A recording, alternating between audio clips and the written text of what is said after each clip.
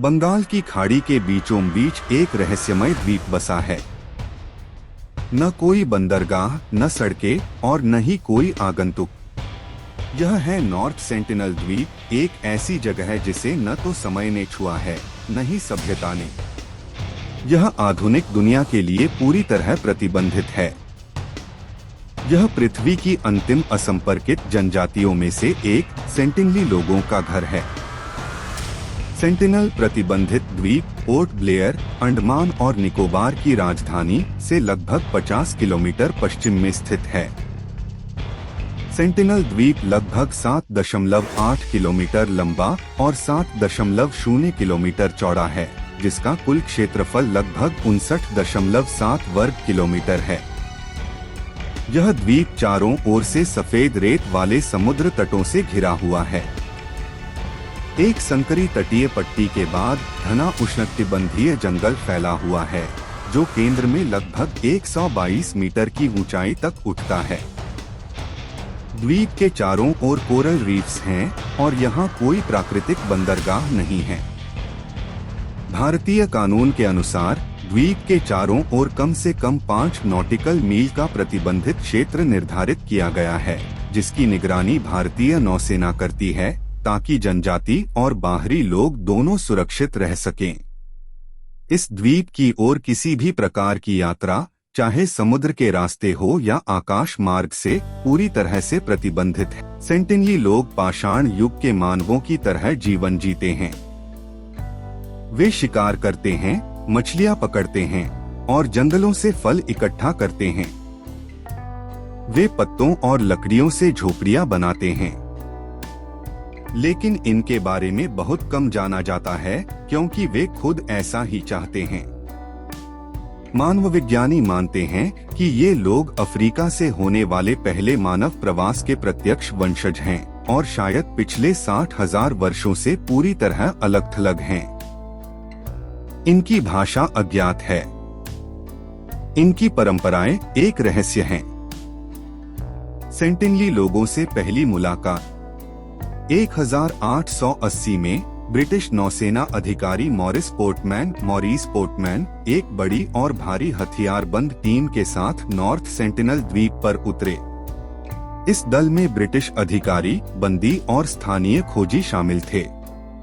उनका उद्देश्य था इस जनजाति से संपर्क करना, उनका अध्ययन करना और उन्हें प्रलेखित करना, जैसा कि उन्होंने अंडमान की अन्य आदिवासी जातियों के साथ किया था। जब वे द्वीप पर पहुंचे तो वह अधिकतर सुनसान मिला। आंतरिक भाग में खोजबीन के बाद पोर्टमैन की टीम ने 6 सेंटिनली लोगों को पकड़ लिया, 2 बुजुर्ग और 4 बच्चे। इन सभी को जबरन पोर्ट ब्लेयर लाया गया, जो उस समय की औपनिवेशिक राजधानी थी। दोनों बुजुर्ग शीघ्र ही बीमार पड़ गए, संभवतः रोग प्रतिरोधक क्षमता की कमी के कारण, और उनकी मृत्यु हो गई। और मौतों और संभावित प्रतिशोध के डर से चारों बच्चों को उपहारों के साथ वापस द्वीप पर छोड़ दिया गया। पोर्टमैन ने यह भी उल्लेख किया कि वे बच्चे अंडमान की किसी भी ज्ञात भाषा को नहीं बोलते थे। पोर्टमैन ने दूर से इनकी तस्वीरें लीं और एंथ्रोपोलॉजी से संबंधित टिप्पणियां दर्ज कीं, जो आज भी औपनिवेशिक अभिलेखों में संदर्भ के रूप में मौजूद हैं। दौरे के परिणाम। गहरा अविश्वास। इस घटना के बाद सेंटिनली लोग बाहरी लोगों के प्रति अत्यंत शत्रुतापूर्ण हो गए।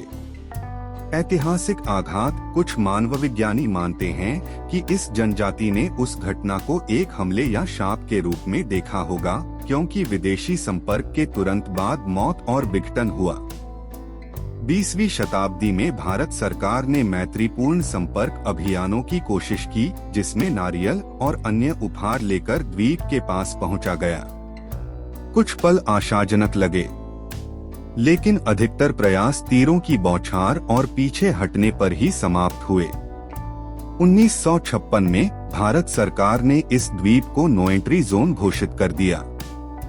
समय के साथ कानून और भी सख्त होते गए।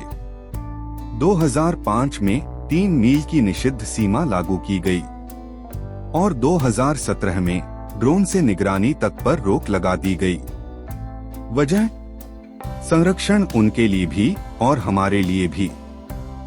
2006 में 2 मछुआरों की मौत हो गई जब उनकी नाव गलती से द्वीप के बहुत करीब पहुंच गई। सेंटिनली लोगों ने उनके शवों को उथली कब्रों में दफना दिया। 2018 में अमेरिकी मिशनरी जॉन चाउ ने अवैध रूप से उनसे संपर्क करने की कोशिश की। उन्हें वहां शत्रुता का सामना करना पड़ा और फिर गहरी चुप्पी छा गई। ये घटनाएं अलग थलग नहीं हैं। ये एक स्पष्ट संदेश है। सेंटिनली लोग न हमारी मदद चाहते हैं न हमारा हस्तक्षेप। क्या कभी संपर्क सुरक्षित हो सकता है? ज्यादातर वैज्ञानिकों का कहना है नहीं। सेंटिनली लोगों में आम बीमारियों के प्रति भी कोई रोग प्रतिरोधक क्षमता नहीं है। एक साधारण फ्लू वायरस भी उनके लिए विनाशकारी हो सकता है। अंडमान की अन्य जनजातियां जिनसे संपर्क हुआ, उन्होंने अपनी भाषा, जमीन और जीवन सब कुछ खो दिया। लेकिन सेंटिनली लोग अपने विरोध के कारण शायद वही एकमात्र हैं जो आज भी वैसे ही जीवित हैं जैसे वे थे। सैटेलाइट्स और स्मार्टफोन्स के इस युग में भी नॉर्थ सेंटिनल द्वीप एक रहस्य बना हुआ है, एक ऐसी जगह जहां समय जैसे थम गया हो।